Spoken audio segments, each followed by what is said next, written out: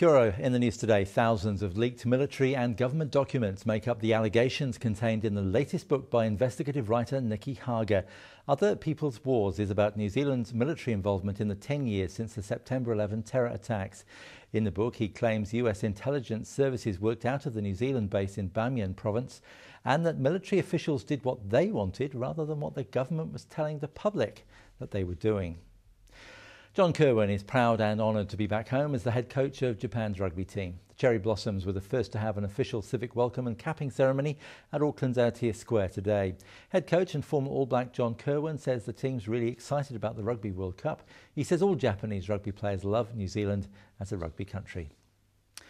Age Concern says thousands of elderly people in this country admit they're lonely. The body of 88-year-old Michael Clark has been discovered in his Wellington flat at least a year after he died.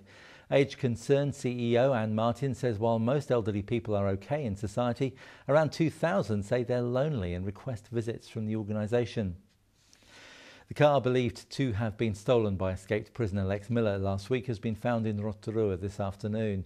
Detective Inspector Tim Anderson says police were notified that the car was at a Rotorua backpackers hostel. He says the car was left at the backpackers on Tuesday and they now want to hear of any sightings of a 2005 Burgundy Holden Rodeo ute with the registration CWA 630. Motorcyclists are to face changes to their licensing regime. Transport Minister Stephen Joyce says a power-to-weight restriction will be put in place for novice riders.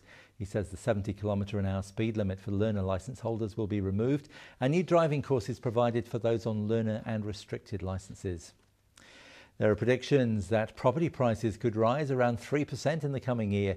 Realestate.co.nz figures show last month the average selling price increased slightly, while a high turnover left relatively low property listings. ASB says the results show the nationwide property market is getting tighter despite an increase in new listings last month. The government and Auckland Council have reached agreement to share the $500 million plus cost of 57 new electric trains for Auckland. The council had expected to pay for a loan to buy the trains through a regional fuel tax, but under this deal, Auckland Council and NZTA will split the loan repayments and the government will stump up with $90 million to help. New Zealanders appear to be aware of a new law introduced today to prevent illegal downloading. The government's Copyright Amendment Act targets online users. Copyright Council Deputy Chairwoman Paula Browning says an online survey shows more than 50% of people are aware of the new law. Overseas, forecasters in the US say a second hurricane is forming in the Atlantic and moving westward. Hurricane Katia is packing winds of 120 kilometers an hour and is a Category 1 storm. Experts say it could become a major hurricane, but it's too soon to tell if it'll ever come near land.